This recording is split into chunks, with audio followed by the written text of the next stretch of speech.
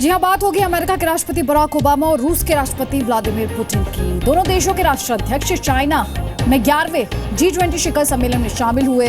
Obama और Putin का कई बार आमना सामना भी हुआ। दोनों के हाव भाव और तेवर बिल्कुल आप कहिए दुश्मनों वाले थे। G20 में बराक ओबामा और पुतिन के बीच 90 मिनट की मुलाकात हुई, बात भी हुई, लेकिन बात बनी या नहीं, ये बड़ा सवाल है।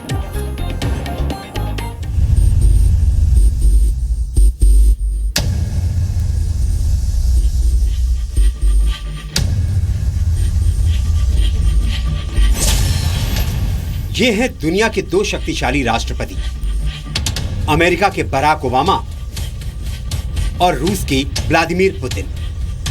इन दोनों चेहरों को पूरी दुनिया अच्छी तरह जानती है, लेकिन आज इन चेहरों को गौर से देखिए, क्योंकि तेवर में अहंकार की झलक और अंदाज में एक दूसरे के लिए अविश्वास साफ दिख रहा है।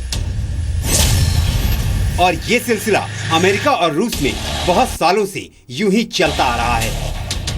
कहने को ये दोनों नेता सीरिया में शांति समझौता करने के लिए मिले थे,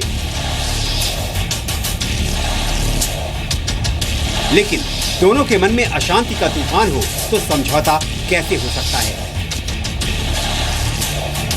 चीन में हुए G20 शिखर सम्मेलन में सीरिया में हो रहे खूनी संघर्ष को रोकने के लिए अमेरिका के राष्ट्रपति बराक ओबामा और रूस के राष्ट्रपति व्लादिमीर पुतिन ने मुलाकात की, लेकिन दोनों देशों के बीच विवादित मुद्दों पर सहमति नहीं बन सकी।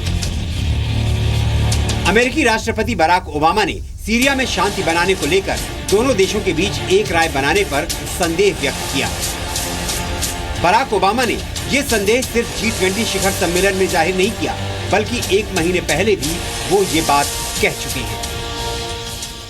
I'm not confident that we can trust the Russians and Vladimir Putin, which is why we have to test whether or not we can get an actual cessation of hostilities.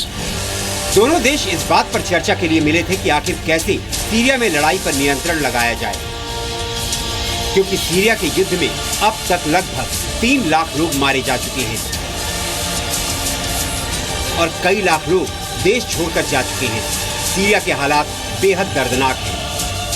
इन्हीं हालातों को बदलने के लिए अमेरिका और रूस दोनों ही देश सीरिया में पिछले 5 वर्षों से जारी रहे युद्ध में विपक्षी दलों का समर्थन कर रहे हैं।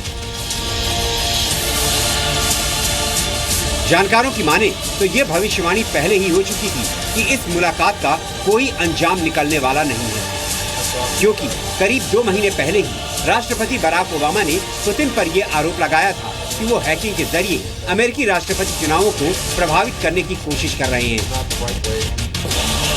इसलिए पुतिन के तेवर पहले से ही सख्त थे। इसके अलावा सीरिया में जारी गृह युद्ध में रूस का समर्थन सीरिया के राष्ट्रपति बशर अल असद को है, जबकि अमेरिका विद्रोही गुटों का समर्थन कर रहा है।